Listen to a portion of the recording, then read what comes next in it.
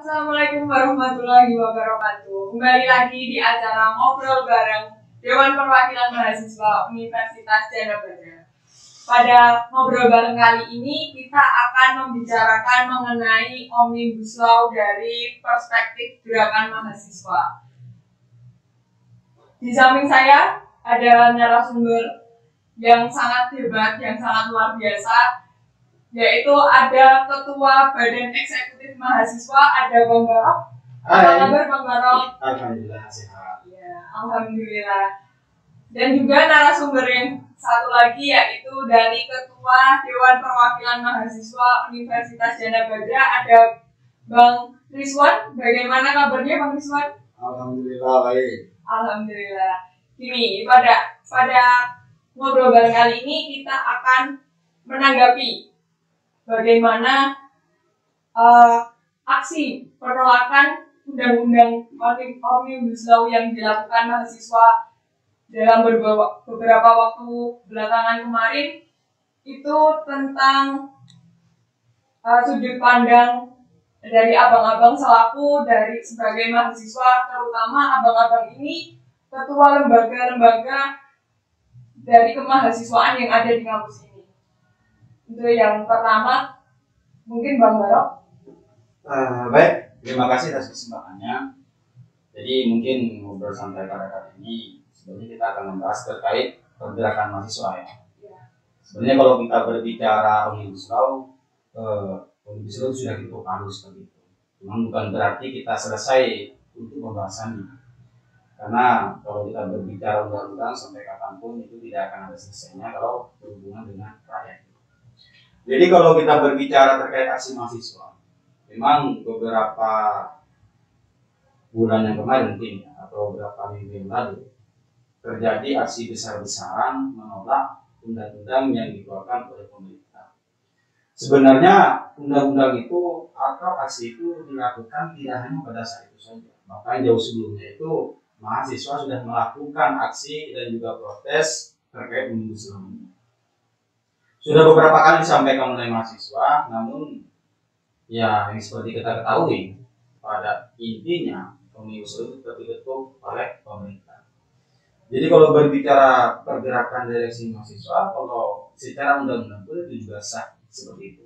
Jadi tidak ada tidak ada larangan maupun dari pemerintah ataupun dari undang-undang itu sendiri. Jadi kalau berbicara pergerakan yang mereka sah saja. Cuman mungkin yang perlu digarisbawahi, karena kalau kita melihat aksi yang kemarin memang ada sedikit anarkisme seperti itu. Aksi yang seperti itulah mungkin yang sedikit mencoreng nama pergerakan daripada mahasiswa. Cuman kalau saya sendiri secara pribadi, aksi itu terkadang kalau tidak jelas, itu tidak akan pernah dilirik oleh pemerintah. Bahkan media pun kadang enggan untuk mengikutnya. Tapi kalau sudah jelas, yang seharusnya itu yang disorotin aspirasinya, akan tapi kalau sudah jelas itu media maupun masyarakat layak lainnya bukan aspirasinya lagi yang disoroti, tapi jelasnya itu. Nah itulah sebenarnya yang agak sedikit sedikit mengganggu lah nama baik pergerakan daripada mahasiswa. Mungkin itu saja. Oke, kalau dari Bang Rizwan gimana Bang tentang aksi mahasiswa kemarin? Iya, kalau menanggapi soal aksi gerakan mahasiswa, dalam hemat saya, gerakan mahasiswa itu merupakan suatu gerakan yang sah-sah saja, gerakan yang wajar karena memang semua itu kemudian diatur dalam konstitusi kita sebagai dasar kita dalam bernegara. Sehingga memang aksi yang kemudian dilakukan oleh mahasiswa terutama terkait dengan penolakannya terhadap undang-undang Omnibus Law ini adalah sesuatu yang sangat luar biasa karena ya tadi daya kritisnya mahasiswa itu kemudian terbang dalam artian bahwa mahasiswa hari ini tidak tidur, tidak hanya kemudian kerjanya nongkrong dan seterusnya, tetapi memang kemudian memperhatikan, menyimak dan melihat seluruh situasi yang berkembang dan terutama terkait dengan undang-undang Omnibus Law itu. Ya kita tahu bersama bahwa undang-undang itu kemudian sudah disahkan pada tanggal 5 Oktober kemarin ya, antara pemerintah dengan Dewan Perwakilan Rakyat. Itu sudah diketuk palu. Tapi kalau dalam konteks gerakan mahasiswanya, saya pikir itu adalah hal yang biasa, hal yang wajar dilakukan dalam negara demokrasi, terutama di Indonesia, sebagai bentuk kebebasan berpendapat yang disampaikan oleh seluruh rekan-rekan dan elemen masyarakat yang tergabung dalam aksi penolakan itu. Kalau saya seperti itu. Ya. Itu kan tentang undang-undang itu sudah terjadi pengesahan, sedangkan mahasiswa sendiri sudah menyampaikan apresiasi opininya, menyampaikan beberapa yang mungkin penolakan gitu. Nah, kenapa setelah pengesahan ini tidak ada terjadi kelanjutan aksi oleh mahasiswa untuk pembatalan agar undang-undang Omnibus Law ini tidak terjadi dan tidak terlaksana di Indonesia? Gimana itu, Bang? Mungkin dari Bang Barok terlebih dahulu. Jadi seperti ini, terkait aksi mahasiswa pun sampai detik ini itu sebenarnya masih ada. Cuman karena undang-undang itu sudah diketok palu, jadi tuntutan itu sudah berubah lagi. Maksudnya pergerakan itu sudah berubah. Yang awalnya kita turun ke jalan karena sudah diketok palu itu sudah berubah. Yaitu menggunakan judicial review seperti itu. Dan hampir semua elemen masyarakat dan elemen mahasiswa itu pergerakannya masih tetap sekarang. Bahkan kalau di mahasiswa di bagian Jawa Timur itu masih menuntut untuk dikeluarkannya Perpu seperti itu.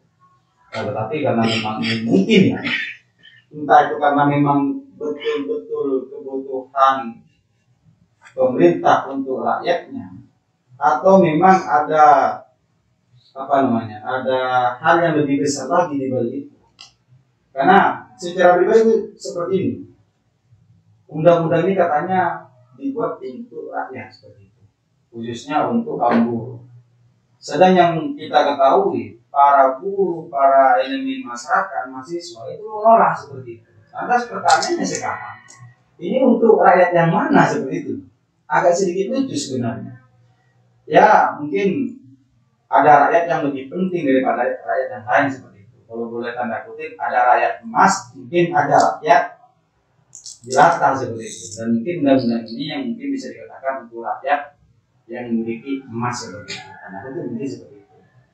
Jadi pada intinya, pergerakan mahasiswa sampai sekarang pun sudah tetap berlanjut dan tidak lagi turun ke jalan, tapi menggunakan judicial review seperti itu. Bahkan kami dari forum BEM Nusantara seperti itu masih tetap melakukan penolakan dengan cara yang yang lebih terstruktur seperti itu.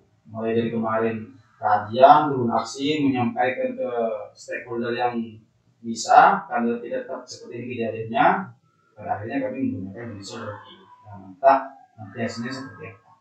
Ya, kita tunggu saja seperti itu. Mudah-mudahan judicial review itu bisa berpihak pada masyarakat kayak gitu.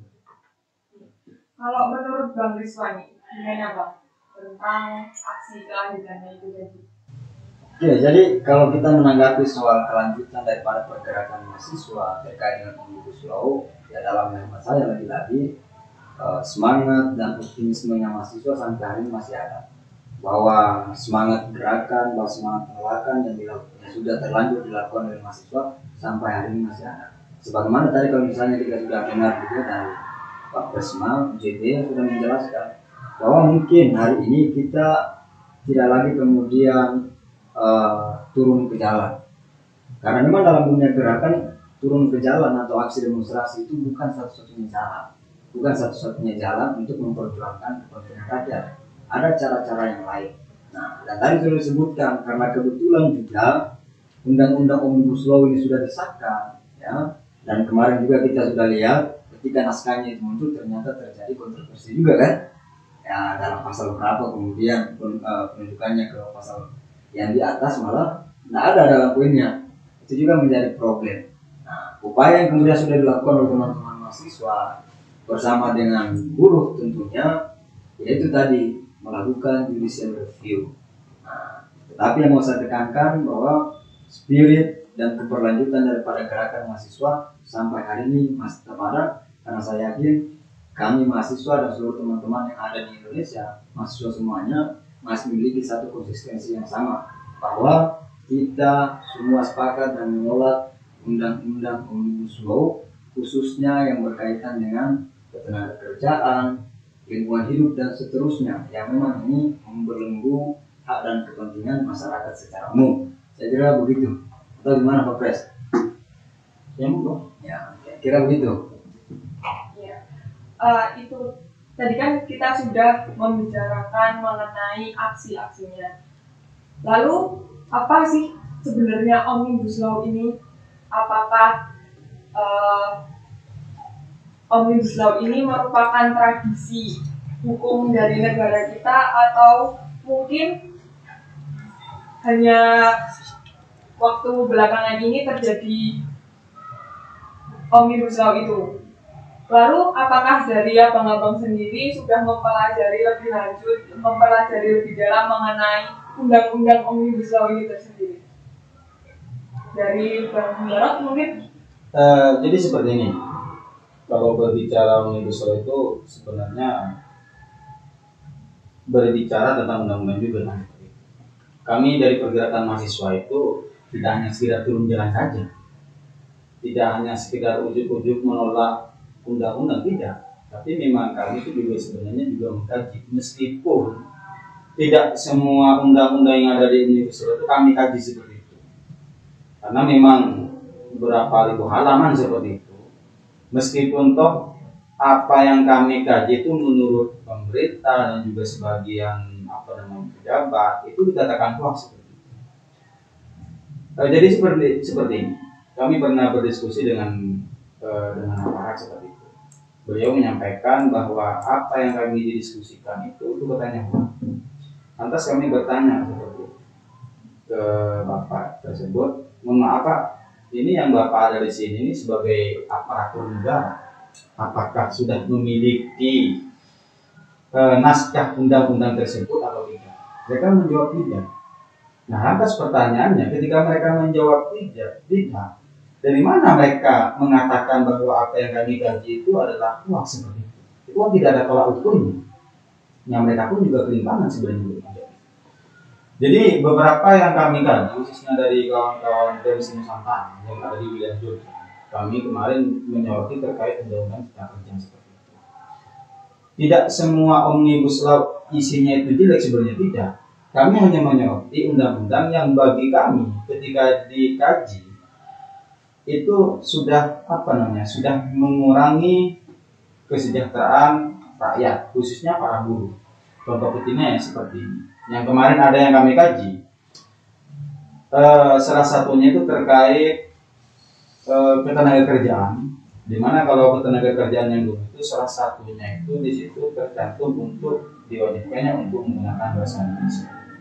Nah, dengan adanya Omnibus Law ini, di situ nggak ada di situ peraturan untuk tenaga kerja asing yang datang ke Indonesia yang seharusnya wajib untuk menggunakan bahasa Indonesia itu sudah tidak ada. Nah, ini merupakan salah satu indikator bahwa pemerintah itu yang katanya ingin menciptakan lapangan pekerjaan untuk rakyatnya sendiri, akan tapi kan untuk para tenaga kerja asing itu malah dilonggarkan seperti itu.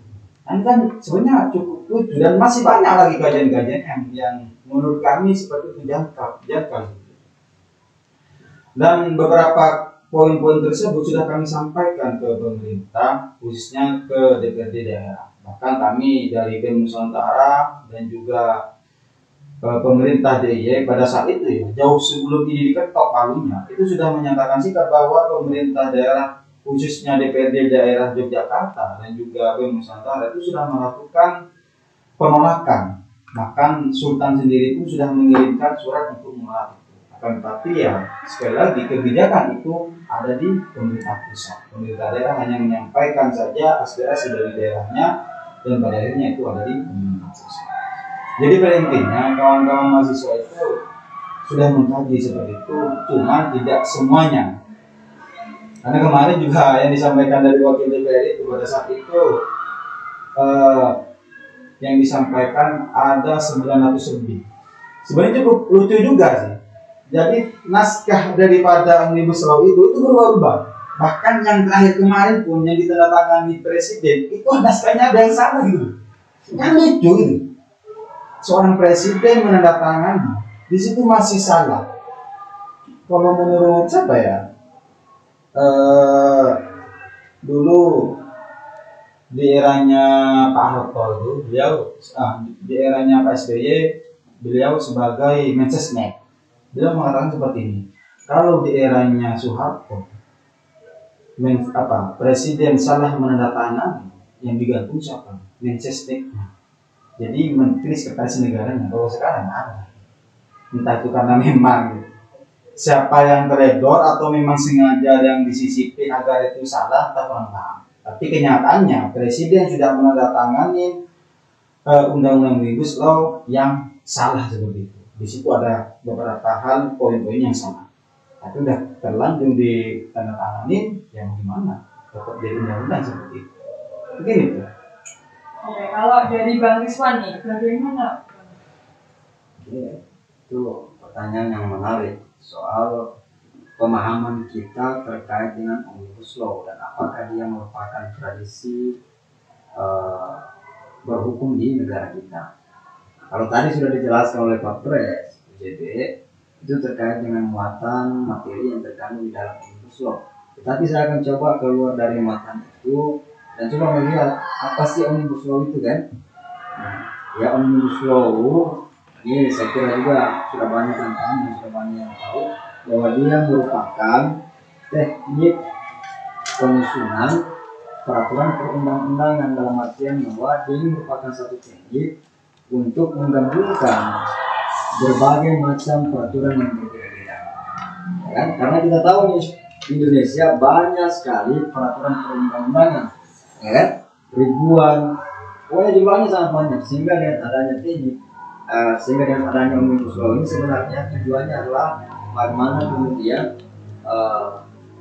bahasanya itu lebih Simpel. ya, membuat simpel peraturan perundang-undangan itu, lebih ke arah itu. Nah, itu sih Omnibus Law. Dan apakah dia merupakan tradisi berhukum kita? Ya, saya kira Omnibus Law itu merupakan tradisi yang berkembang di sistem hukum common law. Sementara kita Indonesia, kita tahu bahwa ya sistem hukumnya adalah civil law. Sehingga memang kalau misalnya dikatakan sebagai sebuah tradisi berhukum di Indonesia,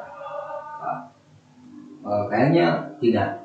Tetapi bukan berarti bahwa undang-undang Omnibus Law atau teknik yang ada dalam Omnibus Law itu kemudian tidak bisa diresapi, tidak bisa dijalankan dalam tradisi civil law.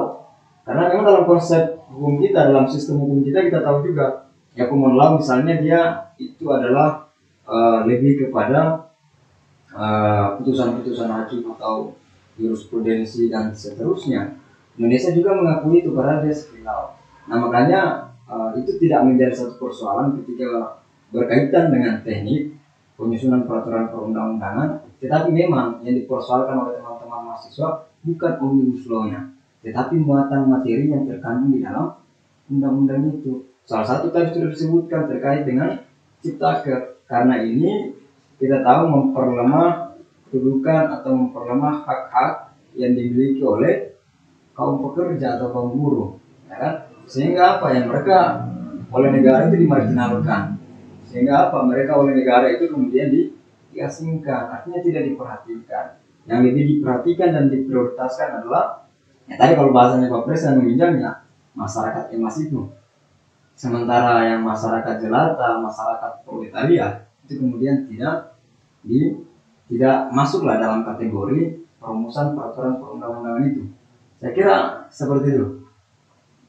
Oke, kan kita tadi sudah ada beberapa dampak. Nah, itu kan mungkin nggak semuanya itu berdampak negatif. Kalau dari dampak positifnya itu apa, Pak? Apakah memajukan bangsa Indonesia atau ada dampak positif yang lain? Terus kalau untuk dampak negatif itu untuk kelangsungan hidup bernegara kita itu seperti apa? Jadi seperti ini ya. Undang-undang ini mungkin akan dirasakan mungkin 1 tahun atau 2 tahun yang akan datang seperti itu. Dan ini sangat berdampak bagi kita dan bagi kamu mungkin yang masih apa namanya, kalau udah masih semester awal misalnya, nanti akan dirasakan setelah selesai kuliah itu pun dengan kita seperti itu. Jadi pada dasarnya undang-undang yang dibuat oleh pemerintah itu tujuannya memang baik untuk rakyat. Terlepas ada undang-undang yang dititipkan, undang-undang yang diselipkan, bahkan mungkin undang-undang yang diketik setelah disahkan, itu kan kita tidak tahu seperti itu. Namun yang terpenting, alangkah baiknya jika undang-undang itu sebelum diketok palu atau dijual ke masyarakat, mungkin bisa mengajak elemen masyarakat untuk memberikan masukan-masukan. Karena kalau saya perhatikan dari beberapa media, bahkan dari buruh sekalipun, itu katanya sudah memberikan masukan seperti itu. Bahkan dua buruh pun yang organisasi dua buruh yang besar seperti itu memberikan masukan seperti itu. Untuk bagaimana Omnibus Law ini tidak hanya sekedar membuat buruh menjadi lebih menderita seperti itu.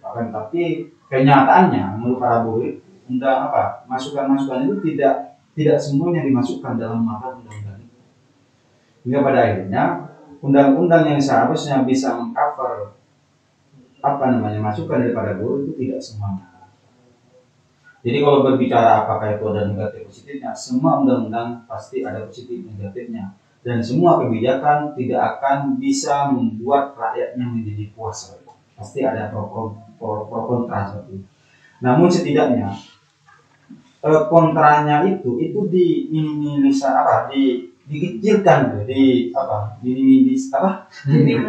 diminimalisir. Sedemikian rupa gitu. Tapi kenyataannya kan tidak. Nah mungkin itu saja terkait antara positif negatifnya. Kalau dari kawan-kawan mahasiswa itu memang kemarin hanya melihat dari sudut pandang negatifnya saja. Kenapa? Ya, karena memang kalau sudah positif ngapain kita harus karena harus dikritisi, harusnya kita apresiasi. Kita mahasiswa hanya mengkritisi nilai-nilai yang menurut kawan-kawan kayaknya itu sangat merugikan rakyat seperti itu. Mungkin. Ya, kalau dari Bang Kristan gimana Pak? Nah, itu kalau positif dan negatif itu tergantung kita melihatnya dalam sudut pandang yang mana. Kalau misalnya dalam aspek yang negatif, tentu berdampak terhadap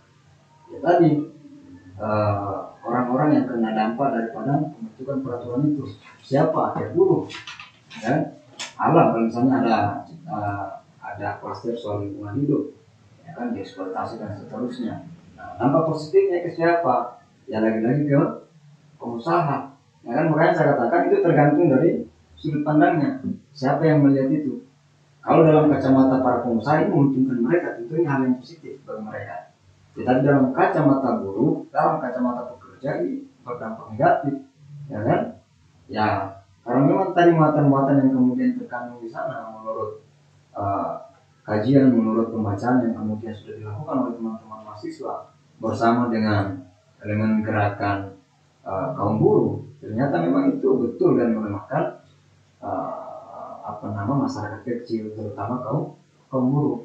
Sehingga ya kalau misalnya ditanyakan dampak negatif, dampak positif, yaitu tergantung sudut pandang dan siapa yang kemudian melihat itu.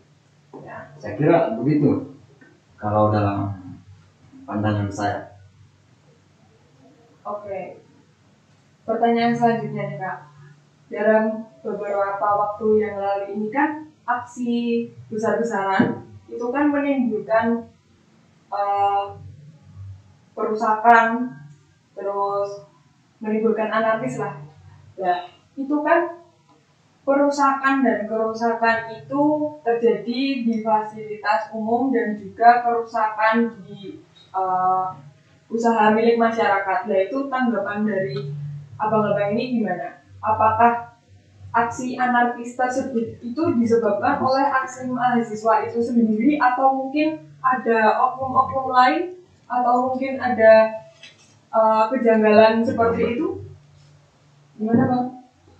Jadi terkait aksi anarkisme ini, yang pertama yang disampaikan kami dari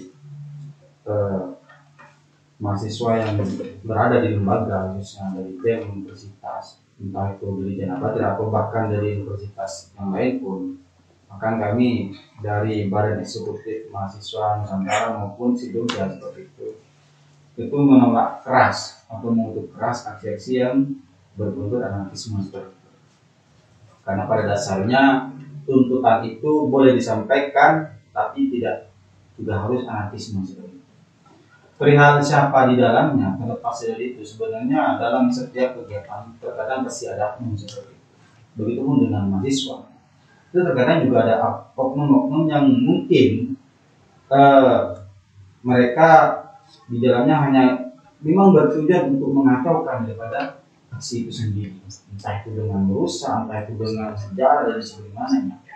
Cuman kalau melihat di fakta lapangan kemarin yang disampaikan oleh masyarakat khususnya Jogja, ya, masyarakat Jogja dan juga sebagian aparatur negara itu menyampaikan memang pada anarkisme itu bahkan di luar mahasiswa katanya. Maksudnya seperti ini, para pedagang itu paham bagaimana pola mahasiswa dan bagaimana pola yang bukan mahasiswa. Bahkan ada pedagang yang mengatakan ada teman daripada tetangganya dia menyampaikan dia itu bukan mahasiswa katanya, tapi ikut aksi di dalamnya. Ya termasuk pegang-pegang batu, botol dan sebagainya. Bahkan ada sebagian pedagang yang menyampaikan ketika aksi rusuh yang ada di Jogja itu mahasiswa malah membantu untuk mengamankan barang-barangnya. Cuman yang memang sekali lagi, memang terkadang ada yang mahasiswa mungkin di situ yang membuat onar seperti itu, kan itu oknum seperti itu. Pada intinya, mahasiswa yang benar-benar menyampaikan aspirasi untuk rakyat itu tidak akan pernah melakukan aksi anarkisme. Itu mungkin pada intinya itu. Kalau dari sudut pandang Bang Risman, bagaimana Bang? Saya kira kalau menanggapi soal itu pemahaman kita pasti sama, pandangan kita pasti sama. Awal sebagai mahasiswa, saya maupun teman-teman yang lain pasti mengutuk aksi demonstrasi yang berbuntut ya anarkisme yang berakhir pada anarkisme. Kenapa? Karena memang itu tidak sesuai dengan rule, tidak sesuai dengan gerakan mahasiswa. Ya bagaimana bisa kita menyampaikan aspirasi rakyat ya, sebagai kepanjangan tangan daripada rakyat, tetapi ketika turun ke jalan, turun ke lapangan justru yang dirusak adalah fasilitas rakyat, yaitu fasilitas milik rakyat. Sehingga sudah disebutkan tadi itu bukan pola gerakan mahasiswa, apalagi mahasiswa yang ada di Yogyakarta. Karena kita tahu mahasiswa yang ada di Yogyakarta pola gerakannya itu adalah pola gerakan yang santun, pola gerakan yang baik, pola gerakan yang positif.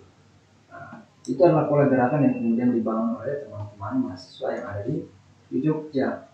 Sehingga aksi kemarin yang kemudian terjadi anarkisme kemudian ditolak oleh masyarakat Jogja bukan aksi yang kemudian ditolak, bukan aksi demonstrasi yang kemudian ditolak oleh masyarakat Jogja. Karena itu tidak bisa untuk ditolak. Ya, demonstrasi merupakan hak yang dimiliki oleh setiap warga negara sebagai bentuk pelaksanaan daripada kebebasan berpendapat, sehingga demonstrasi tidak bisa ditolak. Tetapi yang ditolak adalah aksi demonstrasi yang berujung berakhir pada tindakan anarkisme. Dan lagi-lagi saya juga mau mengatakan bahwa itu bukanlah gerakan yang dibangun oleh mahasiswa. Ya mungkin saja ada orang lain, oknum-oknum tertentu yang kemudian berusaha memprovokasi, berusaha merusak citra daripada gerakan mahasiswa dengan jalan-jalan yang seperti itu. Nah, apalagi tadi sudah dijelaskan ya dari Pak Pres sendiri, ada kok masyarakat yang di Jogja, para pedagang itu mengatakan gerakan anarkisme itu bukan dilakukan oleh mahasiswa, karena mahasiswa pada saat terjadi rusuh, terjadi chaos yang dilakukan, mahasiswa justru kemudian membantu masyarakat mengamankan barang-barang dagangan. Itu membuktikan, menunjukkan bahwa gerakan mahasiswa yang dibangun di Jogja itu adalah gerakan yang santun.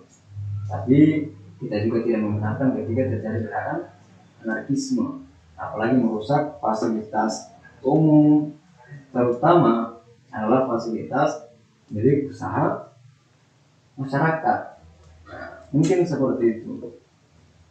Ya, nah itu kan gerakan mahasiswa itu setelah terjadi anarkis, itu banyak dari golongan masyarakat menganggap bahwa gerakan mahasiswa itu identik dengan kegiatan yang anarkis. Contohnya seperti mungkin beberapa kelompok dari masyarakat yang ada di Indonesia, terutama di Jakarta sendiri itu untuk menolak aksi dari gerakan mahasiswa tersebut. Itu tanggapan dari abang-abang gimana? Kalau dari kami sendiri pun sebenarnya kami dari lembaga pun itu kita tidak bisa menyalahkan masyarakat juga seperti itu. Karena memang kenyataannya seperti itu. Meskipun toh itu bukan memang kami dari mahasiswa khususnya lembaga seperti itu yang melakukan aksi anarkisme. Cuman kami sudah mengklarifikasi itu juga. Bahkan kami dari lembaga BEM Jogja juga pernah melakukan soal pada gubernur seperti itu. Kami menyampaikan bahwa kami juga setidaknya menolak dan mengutuk hal yang seperti itu. Bahkan beliau juga menyampaikan sebenarnya Sultan pun juga tahu seperti itu, bahwa mahasiswa di Jogja tidak akan pernah melakukan itu, dan mungkin memang oknum-oknum yang melakukan tersebut. Bagaimana kami untuk mengembalikan citra nama baik pergerakan mahasiswa seperti itu? Kami melakukan sosialisasi kepada masyarakat, kami melakukan silaturahmi pada tokoh masyarakat yang di Jogja, menyampaikan bahwa memang kami juga sepakat seperti itu. Sepakatnya bagaimana? Sepakat untuk menolak tidak melakukan aksi anarkisme. Sepakat menolak kegiatan-kegiatan yang merusak fasilitas umum seperti itu. Kemarin dari beberapa kampus juga melakukan penggalangan dana untuk diberikan pada para penjual seperti itu yang terdampak pada aksi. Jadi ya kita sebagai mahasiswa harus mengembalikan nama baik pergerakan mahasiswa itu dengan cara apa? Yang terpenting pergerakan mahasiswa tetap pergerakan yang lurus dan itu memang murni untuk rakyat. Oke, kalau dari sudut pandang Bang Rizwan, gimana tentang citra gerakan mahasiswa yang dipandang buruk oleh masyarakat? Oke, sebelum saya menanggapi, saya mau berkomentar sedikit. Ya ini memang Pak Presiden yang menarik nih ya, sehingga selalu saja pertanyaan dilemparkan pertama pasti ke Presiden. Saya selalu kemudian menjadi orang yang kedua. Atau gimana itu? Ini ngomongnya sendiri ya. Iya. Jadi itu ya. Kalau citra gerakan mahasiswa dicitrai atau dicitrakan oleh masyarakat sebagai satu gerakan yang anarkis, sebagai satu gerakan yang ya katakanlah kasar dan seterusnya, yaitu mungkin pendapat masyarakat karena melihat kenyataan yang terjadi, ya kan? Nah, tetapi kita juga perlu untuk mengklarifikasi, sebagaimana sudah disebutkan, kita juga perlu memberikan penjelasan. Kita juga perlu turun ke sana dan menyampaikan bahwa gerakan itu bukanlah gerakan yang dibangun oleh teman-teman mahasiswa. Itu bukan aksi yang kemudian dikehendaki oleh teman-teman mahasiswa. Karena gerakan yang dibangun oleh teman-teman mahasiswa, ya, seluruh teman-teman mahasiswa, bahkan bukan hanya di Jogja, di seluruh Indonesia, tujuannya sama. Karena mereka berangkat dari satu kesadaran, berangkat dari satu pemahaman bahwa mahasiswa adalah perpanjangan tangan daripada masyarakat, ya, sebagai agen perubahan, sebagai agen pengontrol sosial dan seterusnya. Mereka sadar akan hal itu, sehingga memungkinkan ini ketika mereka turun ke jalan tidak mungkin bertindak anarkis. Itu yang terjadi, dan memang selama ini ketika kita turun ke jalan tidak ada tindakan-tindakan anarkis yang kemudian kita lakukan. Justru yang terjadi adalah provokasi yang kemudian dilakukan. Mahasiswa kemudian diprovokasi. Nah, tujuannya apa? Biar terjadi keributan agar dibubarkan. Kita tidak tahu siapa yang kemudian memprovokasi dalam tanda kutip. Itu juga yang perlu kemudian diperhatikan. bagaimana bisa kita bisa menyampaikan pendapat secara baik ketika ada oknum-oknum tertentu yang berusaha untuk memprovokasi, merepresi dan seterusnya dengan tujuan agar aksi itu dibubarkan. Itu yang terjadi. Sehingga mau tidak mau karena kita dipaksa bubar, akhirnya bentrok kan. Nah, tetapi itu bukan kemauan dan kehendak daripada mahasiswa. Ya, kehendaknya para mahasiswa cuma satu, menyampaikan pendapat, menyampaikan aspirasi, menyampaikan seluruh keluhan yang ada di atau keluhan yang terjadi di masyarakat pada umumnya. Itu yang sebenarnya. Sehingga masyarakat perlu tahu bahwa tidak perlu kemudian takut terhadap gerakan mahasiswa, tidak perlu takut terhadap aksi demonstrasi yang kemudian dilakukan mahasiswa, karena memang sejatinya perlawanan ataupun dibalik kata perlawanan itu tersirat makna cinta perubahan. Saya kira seperti itu. Ya, kita dari tadi kan sudah membicarakan tentang pergerakan mahasiswa itu. Semoga dari perbincangan kali ini, dari acara ngobrol bareng kali ini, supaya tidak ada berita simpang siur lagi di antara masyarakat dan juga mahasiswa-mahasiswa lainnya. Mungkin itu saja. Terima kasih kepada narasumber yang telah luar biasa menyampaikan opininya pada kali ini. Saya Asri Wulandari selaku pembawa acara pada kesempatan kali ini. Wassalamualaikum warahmatullahi wabarakatuh. Terima kasih.